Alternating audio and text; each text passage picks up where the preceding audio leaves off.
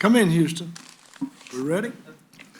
I'm Steve Smith. I'm your chairman. I'd like to call this meeting to order. First thing we do is do the Pledge of Allegiance. General Hubert, if you would lead us in that, we'd appreciate it.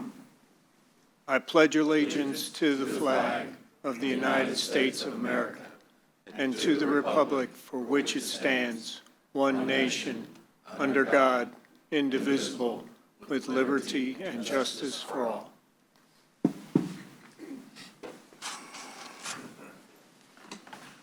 Well, a tradition that we have at MTSU that we're all proud of is that we recognize an outstanding veteran at each meeting.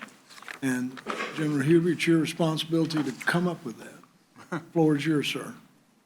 Thank you, Chairman Smith, board members, President McPhee, university leadership, ladies and gentlemen. It's my privilege today to introduce an Air Force veteran who for 5 years served faithfully as a dental assistant, who also understands the complexity and harshness of service as a military spouse.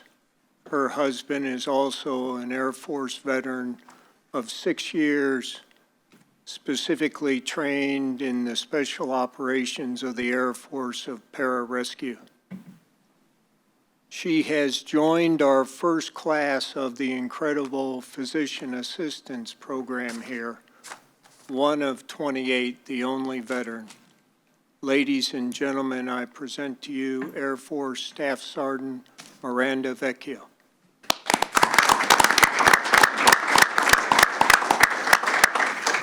Good afternoon. I'm honored to be here, so thank you for having me. I've prepared just a little bit about me. I'm from Woodbury, Tennessee, just east of here.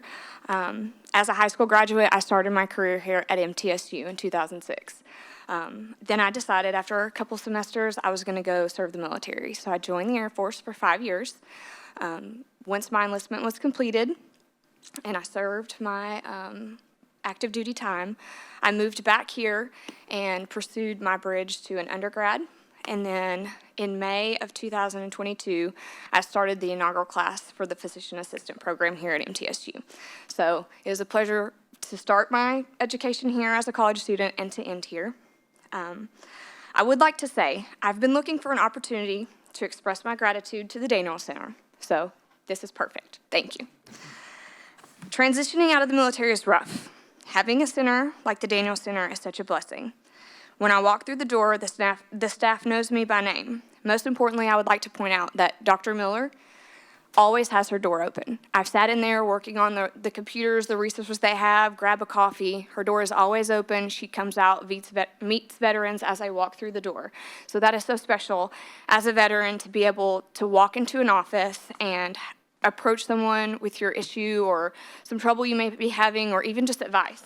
And you have that to walk through the door. How grateful are we for that? I really believe that the whole staff cares about our veterans. I don't believe that they're just advocates. They want to see us succeed, and we know that. Also, I would like to share a little bit of my personal experience with the Daniel Center. It started out with Dr. Miller and General Huber. It's a long and complicated scenario, but the long and the short of it is I wouldn't be standing here as a grad student if it weren't for the hard work that both of them and the Daniel Center has put in for me personally. They have incredible resources. To put my situation in perspective, let me just say, they have moved mountains. What I have worked on to be able to utilize my VA education benefits, I've worked on it for years. 4 years of appeals, 4 years of back and forth with the VA. The center had it worked out within 2 weeks. Not only did they change it for me, they changed it across the state, unbeknownst to them. The things that they did to make it work for me here at MTSU as a grad student and a veteran also helped all veterans who were applying to PA school across the entire state. So 11 programs. They changed the game. So I just want to say thank you. You guys worked really hard for that. And also, I would like to say that they've been a huge advocate for me They've been a critical piece of my journey as a student, and they have eased the stress and provided a way for me to pursue my education, to provide a better life for my 2 young daughters, my special operations husband, who is disabled, and my mother. So I truly appreciate you guys having me today. I am proud to be a part of MTSU, and I'm proud to be a part of the Daniel Center. So thank you. God bless.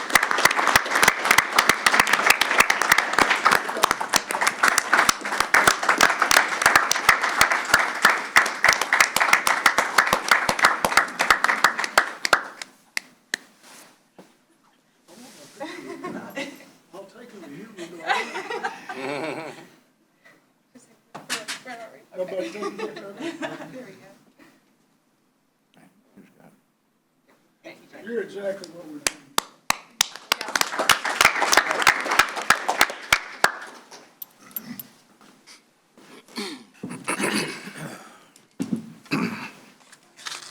I think that's MTSU's face. I'm moved by that. So, next, I don't have any brilliant comments, Ms. President. Do you have any comments? Ms. Floyd, would you call the roll, please, sir? Yes. Trustee Baker? Present. Trustee Boyd? Present. Trustee Carpenter? Present. Trustee Cottle? Here. Trustee DeLay? Present. Trustee Jacobs? Trustee Jacobs? Trustee Smith? Present? Trustee Carboyak? Here. Trustee Wright? Here. All right, Trustee Wright, because you are participating in this meeting electronically, in accordance with Tennessee Code Annotated Section 8-44-108C3, there are 2 questions that you will need to answer for the record. First, are you able to hear me and the other trustees clearly so that you can participate in this meeting? Yes. Second, are there other individuals in the room with you? No. The minutes will reflect that Trustee Wright is able to hear those present in this room and that no one is present in the room with her. Mr. Chairman, we have a quorum. Thank you, sir. Is there anyone else on the phone or via Zoom? Hearing no one, assume there's not. Now's the time to approve the minutes from our September 13 regular session board meeting. Are there any corrections, additions? Motion to approve. I have a motion to approve by Trustee DeLay, Second. second by Dr. Baker. All in favor, say aye. Aye. Excuse me, Mr. Chairman. I'm sorry, got to go for a roll call vote. Yes. Trustee Baker? Yes. Trustee Boyd? Approve. Trustee Cottle? Approve. Trustee DeLay? Approve. Chairman Smith? Approve. Vice Chair Carboyak? Approved. Trustee Wright? Approved. Motion carries. Now's the time for our committee report and action items for academic affairs, student life, and athletics. Trustee Cottle, you have that honor today. Yes, sir. Thank you, Chairman Smith. The Academic Affairs, Student Life, and Athletics Committee met on November 15th, 2022. The committee approved the minutes from its prior meeting on August 16th of 2022. Today we have one action item for the board's consideration. In accordance with University Policy 251, approval of academic programs, units, and modifications, all academic actions that require review and approval by THEC must be approved by the Board of Trustees. At our last committee meeting, Provost Burns presented 2 degrees under consideration. One is the Master of Science in Occupational Innovation and Effectiveness. The second is the Master of Science in Legal Studies. The committee unanimously approved Provost Burns' recommendation. Information items before the committee included a report on MTSU Online, the most recent performance metrics, an enrollment report, and an update on athletics. Mr. Chairman and trustees, material outlined in these committee actions were made available to you for prior review to this meeting and are contained in your board notebooks. Mr. Chairman and fellow trustees, that concludes my report. Thank you, Trustee Cottle. I see in my notes, do we have a motion? Did you make a motion? No, I don't, I think it comes in the think form we're- of a motion from the committee. Okay. So Trustee Cottle makes a motion. Do I have a second? Second. Motion been made and second to approve the 2 degrees under consideration. Any questions or comments? All in favor? Got a roll call vote. You take Yes. over. Trustee Baker, Yes. Trustee Boyd, Approved. Trustee Cottle, Approve. Trustee Delay, Approve. Chairman Smith, Approved. Vice Chair Karbowiak, Approve. Trustee Wright. Approved. Motion carries. Next on our agenda, Trustee Delay for the Audit Committee. Thank you, Chairman Smith. The Audit and Compliance Committee met on November 15, 2022. The committee approved the minutes from the August 16, 2022 meeting. At the meeting, there were no action items brought before the committee. Informational items included the quarterly report, results of internal audit reports. Since the last meeting of the Audit and Compliance Committee, there have been no internal audit reports issued. And external reports. There have been no reports received from any external agencies since the last committee meeting. The public meeting of the committee adjourned, and the committee went into executive session to discuss audits and investigations. Mr. Chairman and trustees, that concludes my report. Thank you, sir. I'd like to remind anybody that's watching or listening that isn't aware that we've had long and productive trustee board meetings, committee meetings, in order to come to a organized Board of Trust meeting today. It doesn't just happen in 3 minutes. We've worked long and hard on lots of this. Alan and Pete in particular on this have traded many hours of calls. Trustee Jacobs called me this morning and had a late conflict, so I'll take his portion at this moment. Finance Personnel Committee met on November 15. Committee approved the minutes from its August 16th meeting. There was one action item presented for consideration. Vice President, Alan Thomas presented the 2023 October revised budget for consideration.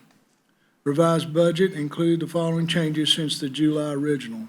Adjustments to tuition and fee revenue based on enrollment numbers. Adjustments to expenditure budgets resulting from fall enrollment info. Rebudgeting of various student fees balances for the prior year. Purchases in process at year end but not completed until current fiscal year. Scholarships, marketing, and brand commitments. And adjustments to auxiliary and restricted budgets also resulting from fall enrollment. Revised budget was unanimously approved by the committee. Informational items presented to the committee included THEX 2023-24 operating recommendation, THEX 2023-24 capital outlay maintenance recommendations. Trustees' materials outlining these actions were made available for your review prior to this meeting and contained in your board notebooks. There are no action items contemplated for this committee. Are there any questions or comments? Then, on to second. Do we have a motion? Do we need a motion? Yeah, there was one action item, right? The budget. All right, somebody make a motion. So, I so move that we approve that one action item. I Mr. second. Secretary, would you read the motion? What's the action item we're taking action on? The action budget. item is the revised October's October revised budget. budget. Okay. The motion's been made. Is there a second? I second a motion on the October budget. Roll call vote, sir. Trustee Baker, Yes. Trustee Boyd, Approve. Trustee Cottle, Approve. Trustee DeLay, Approve. Chairman Smith, Approve? Vice Chair Carboyak, Approve. Trustee Wright, Approve. motion carries. Thank you. Next on our agenda is the appointment of Chair of Excellence and Expedited Tenure. Provost Burns, you got a sub? Good afternoon. On behalf of Provost Burns, I'm here there to ask for the board's approval for appointment and expedited tenure for our Russell Chair of Excellence in Manufacturing. The Robert E. and Georgiana West Russell Chair of Excellence chairholder is charged with continuous enhancement of the engineering and technology programs, development and maintenance of adequately diversified areas of study to ensure a multidimensional student body in terms of experience, interests, and abilities, and active involvement of faculty members in industry programs to ensure the continuous improvement of cutting-edge skills, relevance, and immediacy of the materials they impart to the student body, as well as to underscore Middle Tennessee State University as the institution of choice for those wishing to pursue excellence in manufacturing. The Dean of the College of Basic and Applied Sciences, Dr. Greg Van Patten, who's here with us today, Provost Burns, and President McPhee have recommended for your approval the appointment of Dr. Ahad Nassab as chairholder of the Robert E. and Georgiana West Russell Chair of Manufacturing Excellence, as well as his expedited tenure. Dr. Nassab's CV, as well as Dean Van Patten's recommendation memo have been provided for you in your materials today. You will have noted that Dr. Nassab previously was at MTSU in the Department of Engineering Technology, served the university for 25 years as a professor, won an Excellence in Teaching Award, and now we are so pleased to have the opportunity to bring him back to our campus as a Chair of Excellence chairholder. Dr. Nassab is with us today.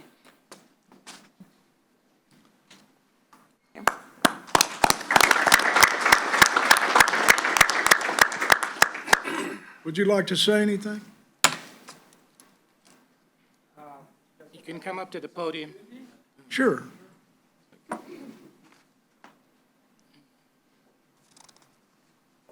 Yeah, to the podium. May as well go the whole yard.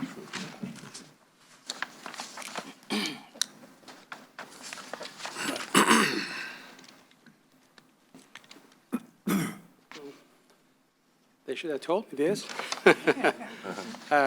But that's what I do. I really like to connect university to industry. That's what I did here as a professor, and that's what I've done at UT Chattanooga for the last 5 years. We have created great opportunities for our students. I have increased the number of students in these years where all the enrollments have kind of suffered because of COVID and all that by more than 100% when I was at UTC for the last 4 years. And all of that is because of I listen to industry and I really try to respond to that. And that's really very simple, but that's the key. And I hope to do same thing with the same sense and with the same objectives at MTSU, which I think there's actually more opportunities in Middle Tennessee than where I am now. So I really welcome this opportunity, and I hope that I can, with your help and with the help of everybody else at MTSU, succeed in this mission. Thank you. Thank you, sir. So we need a motion to approve this appointment and all that goes with it, expedited, et cetera, et cetera. So moved. Have a second? Second. Need a roll call vote. Trustee Baker? Yes. Trustee Boyd? Approved. Trustee Cottle? Approve. Trustee DeLay? Approve. Chairman Smith? Approved. Vice Chair Carboyak? Approve. Trustee Wright? Approve. Motion carries. Thank you. Next, our final action item is Bill Waits. Tell us what we got.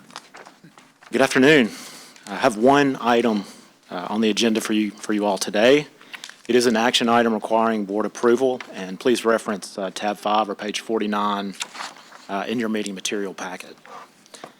This request is for board approval to amend the MTSU Campus Master Plan to facilitate future development of a hotel to serve the MTSU community. The envisioned hotel will provide convenient lodging needed to support MTSU's academic and athletic demand, and will provide a partnership with the MTSU Hospitality and Tourism Program that allows experiential learning opportunities for students. MTSU has retained Brailsford and Dunleavy as a special consultant to analyze MTSU's demand for hotel space, help define MTSU's goals for the project, carry out a comprehensive market feasibility study, analyze proposed hotel sites, and then finally to help MTSU draft a request for proposal for hotel development. The feasibility study has been carried out by Brailsford and Dunleavy and has determined the current market in Murfreesboro is strong, and with MTSU's demand can support a 65-plus key hotel with a family-oriented sports-themed restaurant. 2 sites have been identified for future hotel development and are indicated in your materials on page 52. Site number 1 is the preferred site on campus and is located just north of the Murphy Center and the Kennan Sports Hall of Fame. Site number 2 is located on the Middle Tennessee parking lot, also known as the Woodfin parking lot, and is the alternate site that we've identified should the needed stormwater improvements on site number 1 make it infeasible for development. The hotel project delivery process includes a public advertisement of a request for proposals for hotel development, then an MTSU evaluation of all proposals and further negotiation with the best evaluated proposer. Lastly, an agreement will be entered with the selected developer in the form of a long-term ground lease, with the hotel developer responsible for all development costs for the hotel, management of the hotel operation, and lease payments for the use of the property. Perkins & Will, who is our MTSU master planning consultant, has reviewed the proposed amendment and determined that the proposed hotel project is consistent with the vision of the current MTSU campus master plan. Thank you for your consideration, and certainly I want to open the floor to any questions that you all may have regarding the amendment. Bill, can you go over your mental timeline here? Oh, The RFP, so and such? so right now, we're looking to issue the RFP in March or April of '23. And the RFP itself is a multi-step, multi-phase, a 3-phase process, so that will take some time, and certainly we want to make sure we enter into an agreement with a good developer. This is going to be a long-term project certainly for the university. We want to make sure we get the right development partner. We intend to request disposal of the lease for the university disposal of land with the subcommittee of the State Building Commission in late summer, August 23. And of course, that's where the agreement with the developer will be, is in that document. We're looking for design to start in January of '24, and then estimated completion in October '24 for the hotel development. Good. Seems slow, but it's sure good. Just to repeat, could you go back through the economics, as I understood them, obviously, ground lease, developer paying the cost, et cetera. If you just sort of walk us, confirm the economics. So that's correct. So the agreement terms will be in the form of a ground lease. So that's where all our terms will reside. The intent is for all the development costs to be on the developer side. No MTSU funding for any of the development. We intend for the developer to operate the hotel, the management of the hotel piece to be on them. And then certainly there will be a lease revenue component of the university for our land usage. And certainly, there'll be more terms as we select a developer. We'll certainly negotiate terms further, but those are certainly the big, I would say, the big components that the university goals for the development. You have a comment? Yes, Mr. Chairman. I just would like to add that, yes, indeed, that 2024 seemed to be a long time, but I've had the experience when I was at one of our other LGI schools of actually starting an academic program in this area and actually building a hotel. That's at the University of Memphis. And I will tell you that this process here, with the support of our staff, have moved very quickly compared with that, the experience I've had. Unlike business and industry, we have to go through the bureaucracy of government, local and state government. And certainly, in order for us to get this approved and do it right, as you know, Mr. Chairman, because we've had a number of conversations about that, we wish that we were able to get this up and running yesterday. But this is really on speed dial, so to speak, compared with other processes that I personally have gone through in the Kennens Hotel at the University of Memphis, which I was responsible for working through the system many, many years ago. Thank you. Any other comments? Would it be, Mr. Floyd, would it be proper for me to make that motion? That'll be fine, sir. I'd be honored to make that motion. Do I have a second? Second. All in favor? James? Trustee Baker? Yes. Trustee Boyd? Yes. Trustee Cottle? Yes. Trustee DeLay? Yes. Chairman Smith? Yes. Vice Chair Carboyak? Approve. Trustee Wright? Approved. Motion carries. I might add that Bill has done a great job, and Alan and the president, in trying to bring something a little out on a limb or a little bit off the table into reality. I think it's one of the first things that your board is going to be able to perhaps, don't want to count them before they hatch, but generate revenue from something other than student fees or tuition or concessions. So I think it could be and will be a huge step forward. Sure. And think about think about our students in hospitality to be able to walk on campus and get OJT. It also should help our developer get help, which you can't get today.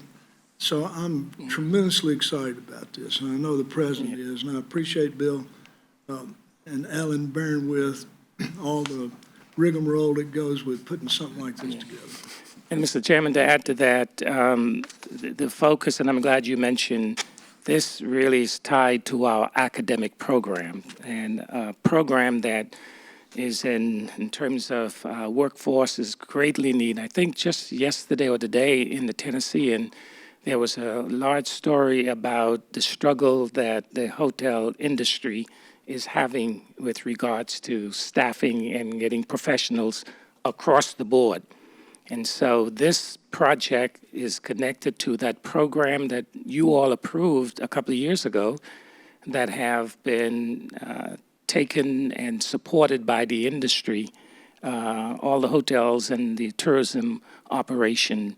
And so we want to make sure that that message gets across that this is a win-win academically, and it's consistent with the university mission. So just want to add that. Thank you. That's a good add. Secretary Floyd, do you have a report?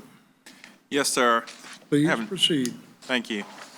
Let's have a brief update in terms of policy updates. Policy 60, appeals and appearances before the board.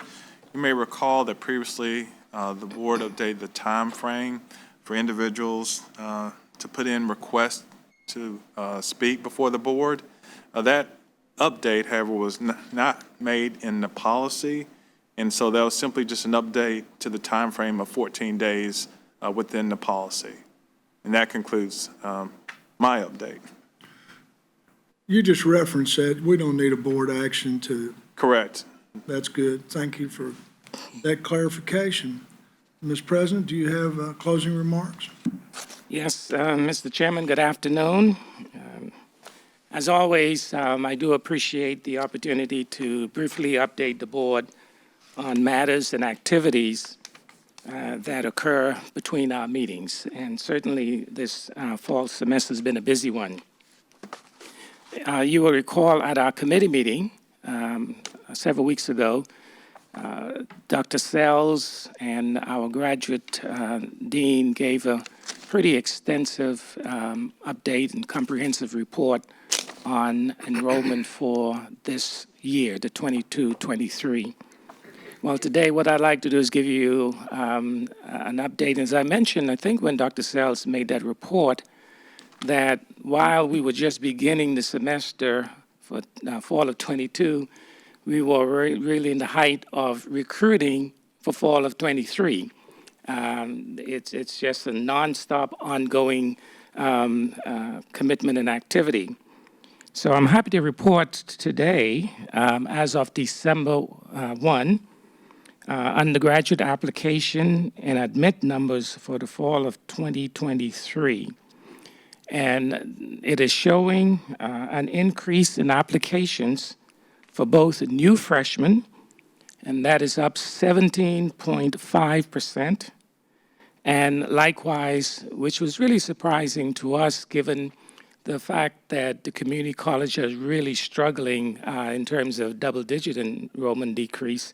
Our transfer student, as you know, we depend on that. Over 55% of our students are transfer students. Well, our numbers are showing that we are up also over 17% with transfer students. So that's a very good sign in terms of the application for both freshman students and also our transfer students. So you have applications. We also track our admissions. And our admissions is showing for both new students, 6.2% increase, and for new transfer. Now, when we talk about freshmen, there are two groups, freshmen and then all new students. For transfer new students, we're showing a 30.4% increase. That really attributes a lot of work by admission staff and many of our colleagues.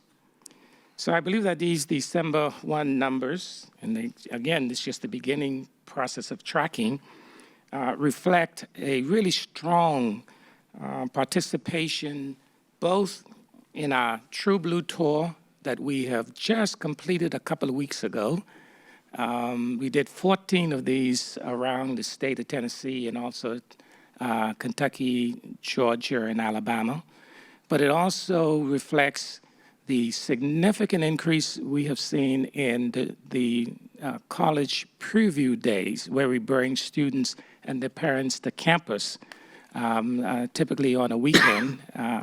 Our college deans and faculty engage those students, and I think that, along with some of the adjustments we made in our scholarship package, if you recall, I gave a report on that, we're now more than competitive with our sister institutions in the scholarship package. I think we've seen Dr. Sells, a significant increase, over 500 in that category compared with last year. And if you drove anywhere or look at billboards the last couple of months, you will see through our marketing department lots of advertisement. We really push the fact that MTSU is in the competitive space with regards to scholarships. And I think when you combine the work of our undergraduate admissions counselors, those who participated in the True Blue Tour, our preview day, we're actually seeing some very positive results. Now, the second phase of this is the yield. And I can tell you that the provost, along with the academic deans and the faculty, have been working diligently the last several months with a number of outreach activities to make sure that those we turn those application and admits to actual enrollment. And we'll be keeping you updated and appraised about that. Now, on graduate school, if you recall, this fall, like many institutions, while we saw an increase in first-time freshmen and new students, our struggle in terms of numbers was really in transfer students. That's why we're so pleased to see the trend this year for next year in our transfer student. Our graduate student was also enrollment a real challenge for us last year. First, for new applications for the graduate school, we're up 5.9% over last year. The admits, however, we need to do some work on. We're down actually 11% on admits. Now, typically what happens in the graduate education is that graduate students usually be the last, they, unlike undergraduate, complete their applications and follow through. But this is a sign that we have to do some greater yield and work in getting those applications admitted. So that's the only area for fall of '23 where we are showing an area that we're not really pleased with that result, and we're working on that. I also want to give you an update on our legislative activities. As you all know, prior to the pandemic, we have a tradition of meeting with our legislative delegation prior to the start of the new legislative session in order to get them up to speed. We update them on what's going on at the university, but also prepare them for the new session in terms of what our needs are and what our requests from the governor and the legislature. We had that meeting on campus this past Monday, December 5th. We hosted an annual breakfast for our local legislative delegation, and I'm pleased to say that all except one who had a conflict, legislators, including Speaker Pro Tem Pat Marsh, attended, along with a couple of our board members and also the chairman. Of course, Senator Dawn White, Shane Reeves, Charlie Baum, Tim Rudd, Pat Marsh, Mike Sparks, and the newest legislative representatives for this area, Robert Stevens. They all attended the breakfast that we had. Again, I'd like to thank Chairman Smith and Trustee Baker for joining us, along with senior members of our leadership team. Now, why do we have these? We use it as an opportunity to thank the delegation for their past support of our university and also to share our priorities for the upcoming year, as I mentioned. What are our priorities? We have 4 major ones, and I'll list those very quickly. Certainly, TX requests for higher education operating budget. I think TX is requesting $150 million in new funding to share among all of the institutions. Is that right, Alan? We also told our legislators that we need help with them on funding increases for salaries. You all have heard time and time again at this board meeting how we are lacking in that area, particularly with market adjustment. We made the point that the state has recognized that for state agencies, have given them just this past year $125 million, prior to that $5, $10, $20 million to bring their employees up to market so that they can compete with business and industry. Higher education has been left out of that for the last several years. And so that really is a top priority so that we can continue to attract top-notch faculty and also staff members, employees at the university. Also, a priority for us is the supplemental funding for the applied engineering building. Due to inflation, we have actually seen a significant increase in the cost, and TIC has allowed us to submit a request. And I think it's $20 million we're asking for, Alan.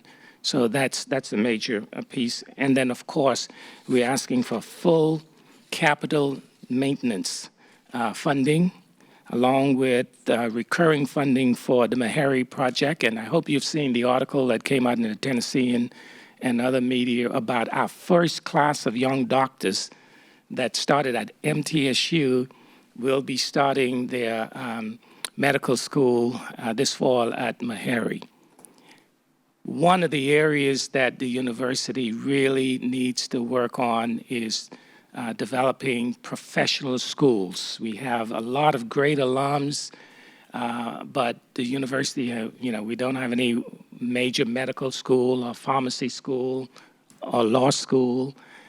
This begins to open up the door for us in the professional school area. And then finally, our support, we need support for the Carnegie classification. We moved up from R3 to R2. Our goal now, and it's an aspirational goal, is to move up to R1. There's precedent where the state has funded both the University of Memphis and Tennessee Tech to help them move up the ladder on research for the Carnegie classification. We didn't go out with our hands. We actually internally reallocated dollars, and we supported moving up over the years in its number of doctoral programs and research from 3 to 2. And so we're now going to be asking for $5 million on a recurring basis to help the university move up from Research 2 to the very top. There are only 2 state universities now at Research 1, UT Knoxville and the University of Memphis. And so those are our priorities for our legislative session. Let me stop there, Mr. Chairman, now and see if there are any questions, because that's a lot of information that I've given out. Questions, comments? Then hearing none, that means I'm doing mostly a pretty decent job. Is that, all right, thank you. As a teacher, though, we want questions, right? Provost Burns, he's here. I do also want to update you. We mentioned to you several times about this really exciting initiative that the chairman and I have been working on, and now we've expanded to our employees about working with Senator Majority Leader Bill Frisk, his wife Tracy Frisk, on the area of the critical area of getting more highly qualified, talented students in teacher education, and particularly students from diverse backgrounds to be able to teach in rural school, urban schools, et cetera. And we've been at this for the past year. It's now coming to fruition. We have actually developed a name for this program. It's MTSU Tennessee Teach Back Initiative. And we have would like to attract students to major in education. We want to be a national leader in recruiting, retaining, and graduating those students. And the Tennessee Department of Education data for 2019-20 schools shows a discrepancy between teacher and student demographics that have important implications for learning. And if I'm reading the statistics right, less single-digit number of teachers totally nationally are from diverse backgrounds. And so we are now working with both SCORE. We have put together, with the support of Ms. Tracy Frisk, a very impressive group of advisory council members. We have connected it to our College of Education. And in fact, we will be having our very first meeting of that advisory council in January, the first couple of weeks in January. And Mr. Chairman, you've been very much involved with this. You might want to make a comment to the group, because you and I have been working on this for quite a while now. Well, we're thinking really big. We're not thinking small. And we're dreaming of maybe as many as 50 bright people that we can recruit to that want to be a teacher and teach back in Pell-eligible areas and urban areas. So I think if our goal, or at least I think one of our goals, is change lives, I think this is a heck of an opportunity to change lives. I might point out, SCORE has just, you may have read, Senator Frist has had a couple of op-eds in the last few weeks. But what SCORE is, we have a reflection of it, but college admissions in the country is down 7%. Yes, significant. And junior colleges are worse. Trustee DeLay pointed out that it isn't what it cost, because they don't charge anything. I mean, That's right, I know for the it community costs something, but colleges. junior colleges, so we fret about $1 here or $1 there. It's not the cost, because if it was, they'd be full. All that to say, I think we're really on a good incline of attracting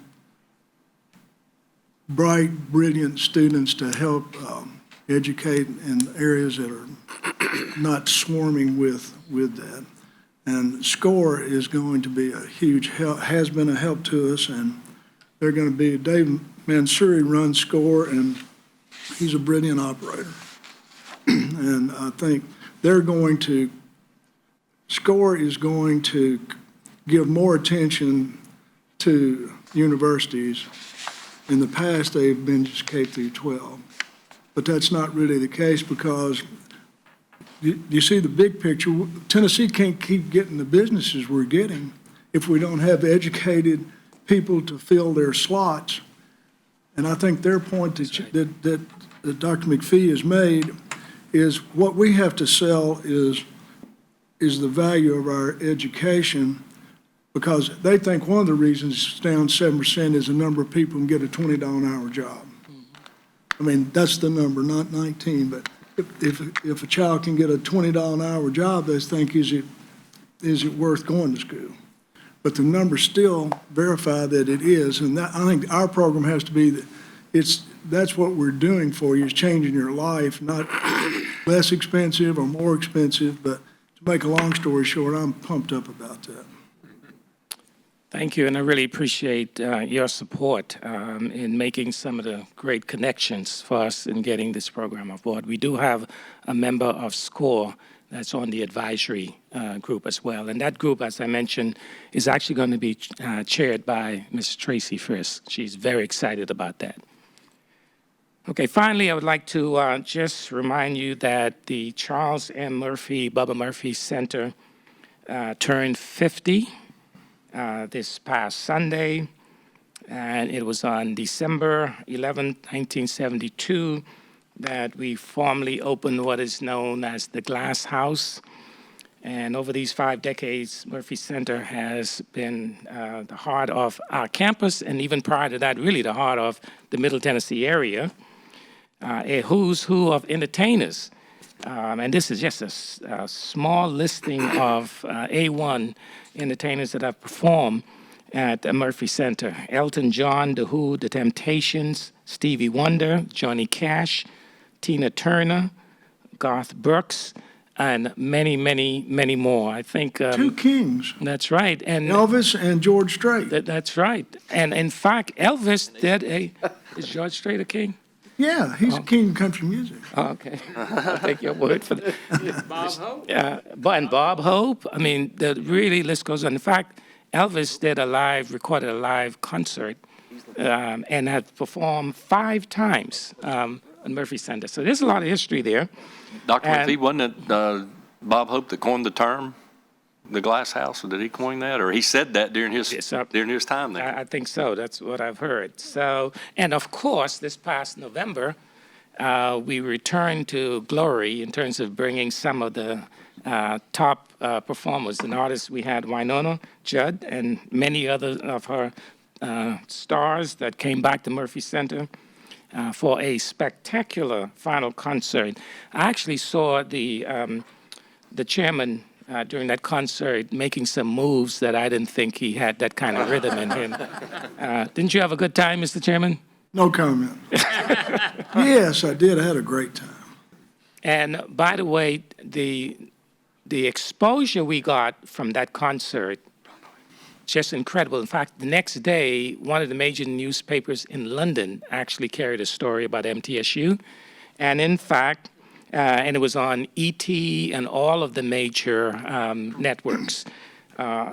We are going to get further exposure because it's going to be shown nationally in March of next year. I can say with confidence that we are pursuing to have more concerts like that. And I don't know, Andrew, if this is public information yet about another major artist that have, but I'm the president, I can do what right? Yes, Yes. you can. I can't. We'll let you know. But 3 nights. Yeah, very soon, and 3 nights that is going to continue to put us on. And then we're having some conversation with Bridgestone and the Predators about partnering with them to bring artists on our campus. So we're really excited about this. And of course, we have made significant investment. The new glass in the glass house is high tech. And on Thursday, they will be actually celebrating. And Chris, you might want to speak to that because there's going to be a big night on Thursday. Why don't you get up to the podium and talk about that? You were sleeping there, so I tried to. He was napping. Yeah. Dr. McPhee, as he's walking up there, That's right. as he's walking up there, I'll just point out that once we get this hotel, they'll all have a place to stay. That's right. Absolutely. Yes, on Thursday, we'll mark our 50th anniversary game. The arena opened December 11th, 1972 versus Vanderbilt. We made every effort to try to schedule Vanderbilt for the 50th anniversary game, and there wasn't as much interest postseason after our record than there was prior to last season. So have the University of Tennessee Chattanooga that's going to be there as our opponent. So we've played them multiple times over the course of the history. So it'll be a great night. The 1972 team will be there. They will have like a pregame meal with our basketball team, have the uniforms, the pullover tops. We'll lead our team out on the court. One of my compatriots, Lee Fowler, who was athletic director here, was also a member of the Vanderbilt team that played in 1972. So he's got a bunch of his teammates that he's inquired and invited back to campus. So we'll have both the Vanderbilt representation and MTSU representation. So virtually every time out we'll have some sort of little ceremony or signifier that indicates our 50 years of history of that. So a lot of big games, a lot of action, a lot of commencements. That building's been a great building.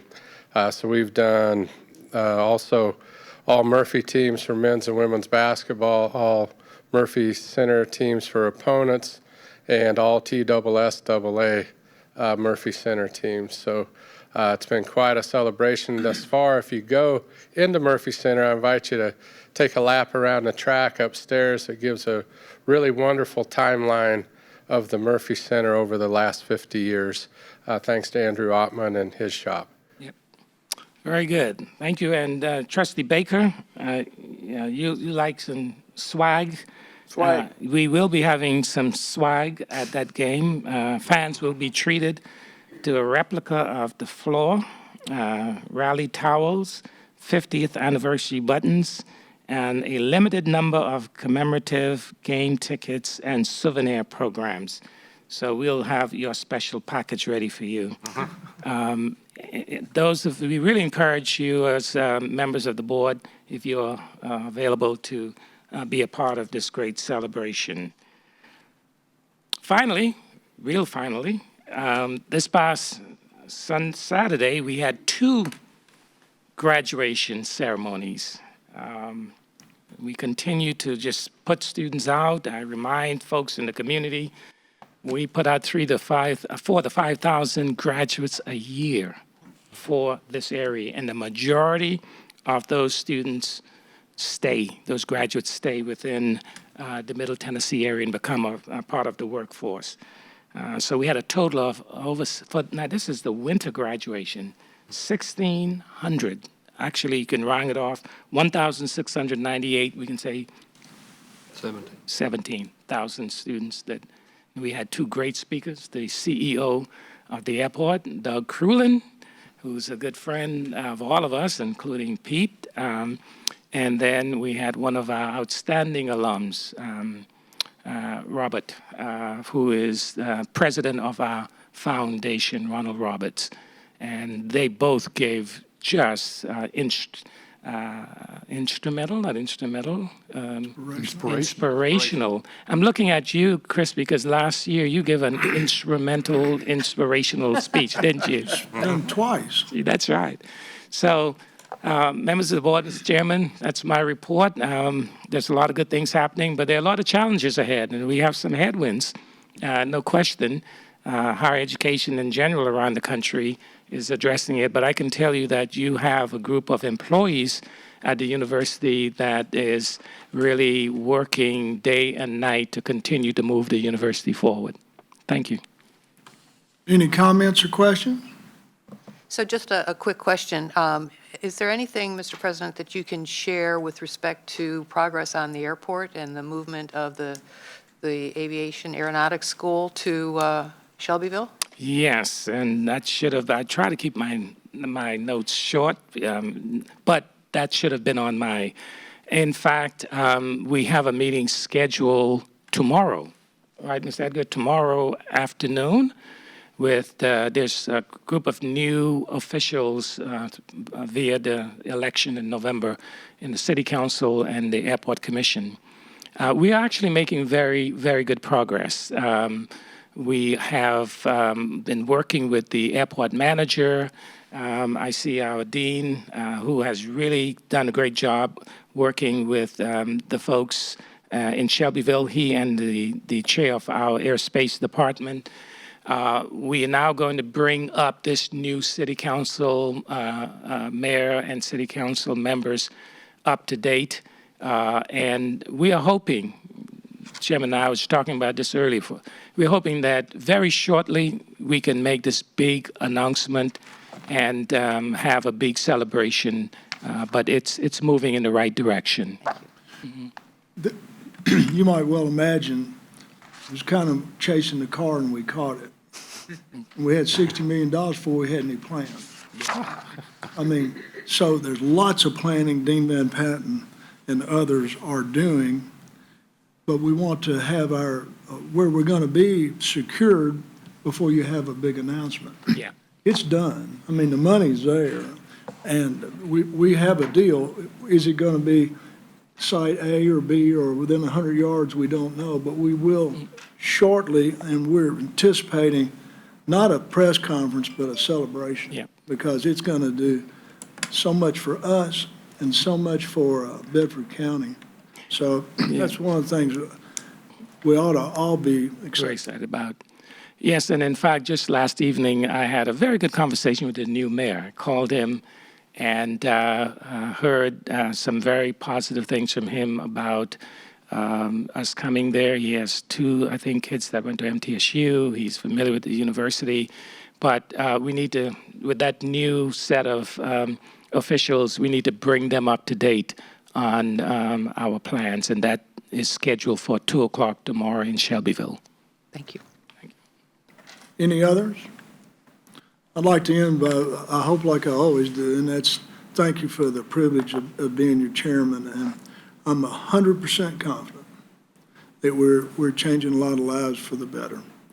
Are there problems? Sure. And anybody that wants to be a naysayer, you got 3,000 employees and a $500 million budget, you're going to have a few problems. But thanks to Alan and our crew, we didn't have one finding. And to not have a finding on our accounting is just unreal to me. So many of our other institutions don't have that expertise. So I'm thrilled to be your chairman, and I'm 100% sure we're changing lives for the better, and appreciate everybody's support. My phone, Kim has my phone number, so call me anytime you want to call me if you've got a comment or a question. It's a big, bad criticism, just keep it to yourself. Thank you, and God bless. Yeah, best wishes for a happy holiday with your families, and be safe, and really look forward to a very strong 2023. Good. Sir. I need to do anything? She,